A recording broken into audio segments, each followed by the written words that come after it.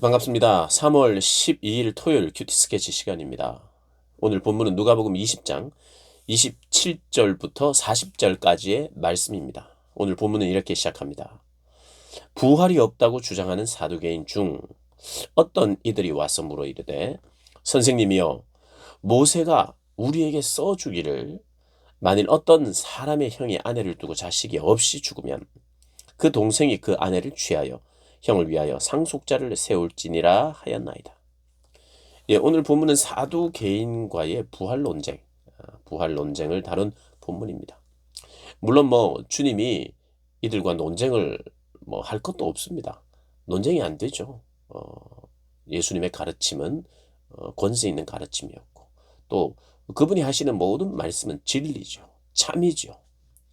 어떤 질문을 해도 우리 주님은 질문한 자들을 곤란하게 만들었고 질문한 자들의 핵심을 그들의 질문하는 이유까지 꿰뚫어 보시면서 그들을 할 말 없도록 만드신 분입니다. 오늘 본문은 이 사두개인들이라고 있어요. 사두개인들은 귀족을 포함한 제사장 계열들 그런 사람들입니다. 주로 제사장 그룹 사두개인이 있었어요. 이들이 부활이 없다고 믿었어요. 모세오경만 이렇게 딱 믿으면서 동시에 거기에 나오는 그 모든 그 말씀 중에 부활과 관련된 거 있어 보여도 부활을 믿지 않았어요. 그런데 예수님이 부활에 대해서 이렇게 말씀을 하시자 그렇다면 부활이 만약에 있다면 이런 경우에 어떻게 되느냐 하면서 질문을 합니다. 그 가정이 뭐냐면 그 가정이 이런 거예요. 어떤 사람이 형이 아내를 두고 자식이 없이 죽으면 결혼을 했는데 형이 죽었어요. 자식이 없어 죽었어요. 근데 대를 이어줘야 되니까 동생이 형수와 결혼합니다. 형이 아내를 두고 자식이 없이 죽으면 그 동생이 그 아내를 취하여 형을 위하여 상속자를 세울지니라 하였나이다. 상속자를 세워야 돼. 아들을 낳아줘야 된다 이거예요. 상속자를 세워줘야 된다. 그런데 7형제가 있는데 마지가 아내를 취하였다가 자식이 없이 죽고 첫째가 자식이 없이 죽고 둘째도 자식이 없이 셋째도 자식이 없이 죽었어요. 그래서 계속 그 장남의 부인이 계속 동생들의 부인이 됩니다. 그런데 아무도 아들을 낳지 못했어요.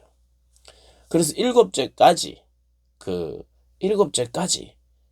마지막 7형제 중에 7명까지 아내가 되었는데 그런데도 아무도 자식이 없었어요. 그리고 그 여자도 나중엔 죽게 됩니다. 부활이 있다면 나중에 부활해서 누구의 아내가 됩니까? 누구의 아내가 됩니까? 라고 묻는 거예요. 그래서 예수님께서 이렇게 이야기합니다.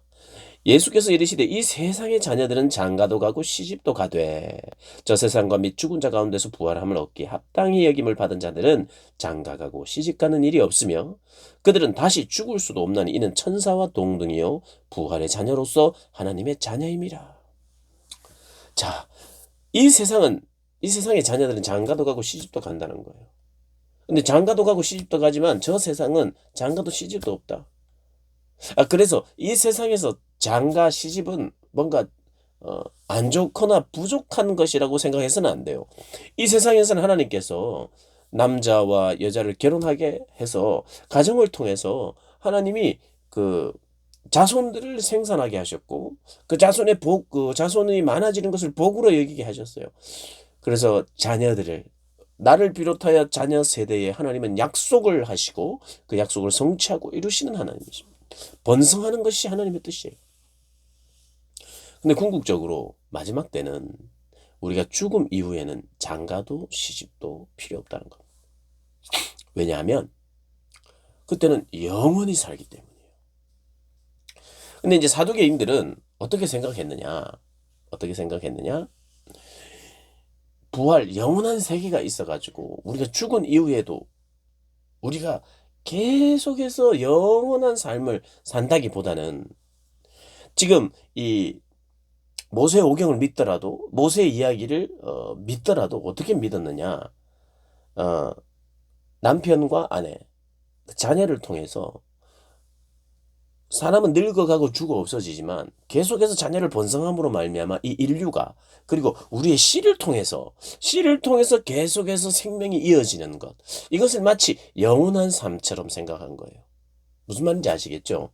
나는 죽고 없어지지만 나의 씨, 나의 형상 이런 것이 계속해서 자녀를 통해서 그러니까 형의 아내가 아이를 낳지 못했으면 동생이 아이를 낳아주기도 해야 되는 그래서 그 존재 대를 이어서 그 존재가 그 존재의 씨앗이 계속 흐르도록 계속 흘러가도록 하는 방식으로 이것이 마치 영원한 삶 이것이 뭐 계속해서 부활되는 것처럼 이것이요 사실은 오늘을 살아가는 이 시대에도 사람이 죽고 끝이 아니라 영원히 산다 이런 이야기보다는 에이 그 부활은 그런 게 아니라 계속해서 그냥 이어지는 거 내 자녀에게 내 손주에게 그런 식으로 계속해서 이 생명이라는 게 이어지기 때문에 그것을 영원히 산다고 말하면 되는 것이고 그것이 부활 굳이 부활이라고 표현한다면 그렇게 부활이라고 말하면 되지. 나라고 하는 존재가 죽고 나서 내가 다시 살고 형수가 죽고 나서 그때도 형수고 뭐 이런 식으로 되는 것은 말이 안 된다라고 이야기를 하면서 예수님께 질문을 하는 거예요. 이 세계관이 우리가 더 잘 이해할 수 있고 영원한 세계, 다음 생 이런 것 그러니까 이 내세 저 세상이 내가 곧 살아야 할 내세가 있다는 것처럼 이렇게 이야기하는 것은 좀 곤란하다.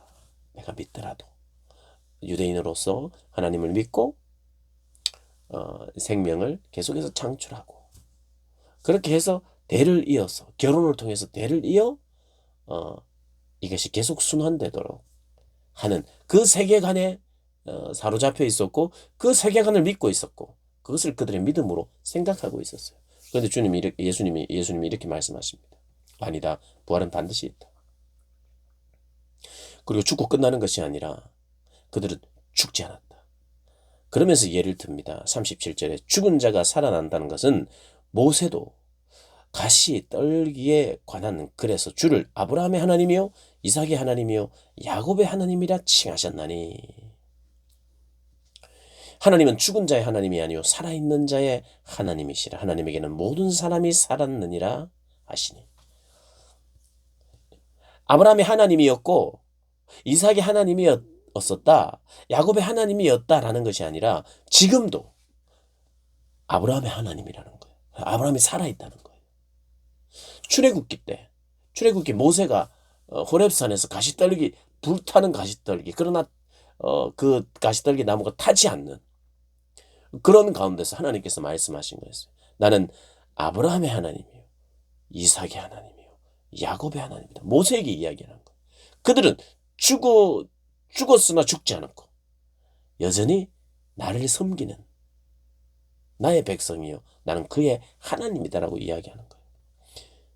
모든 사람이 살아있다고 하나님에게는 그렇게 이야기를 하는 것입니다. 그게 성경의 세계관이에요. 부활의 세계관. 부활은 실제한다. 그래서 결혼으로 영생하도록 이어지는 게 아니라 결혼은 더 이상 의미가 없다.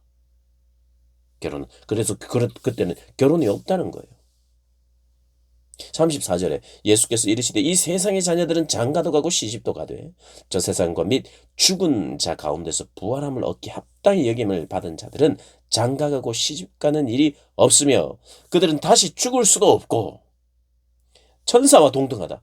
천사와 동등하다는 것은 날개 달리고 뭐 천사가 날개 달리는 건 날개 달리고 그 사람도 날개 달리고 이렇게 외형적인 모습이 흡사하다는 뜻이 아니라 천사는 죽지 않는 존재잖아요.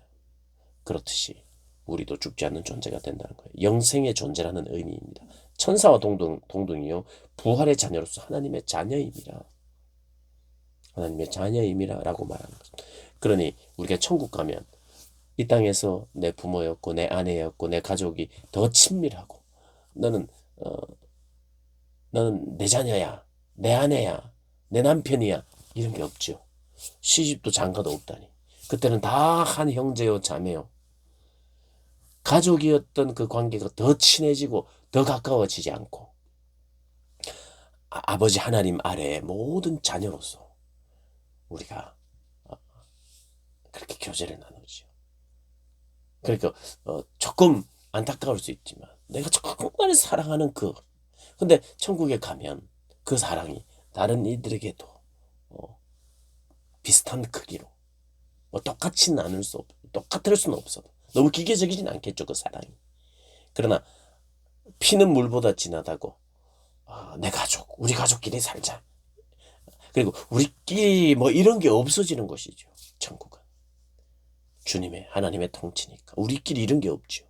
우리 가족끼리 우리는 더 친해요 이런 게 없다 이 말이에요. 아쉽지만 그렇습니다. 아쉬울 것도 아니에요 사실. 내 가족 이상으로 가족도 사랑하고 다른 이들도 사랑하는 거. 인종과 모든 장벽을 뛰어넘는 사랑. 그게 천국이죠. 이 땅에 살면서 친했던 관계가 거기서도 친해지는 이런 게 아니라 그런 편협하고 좁은 게 아니라 다른 문화권 우리가 다 할 수는 없으나 적어도 편협한 그런 사랑은 아니고 시집도 장가도 없고 영원한 존재로 그렇게 살아간다는 거예요.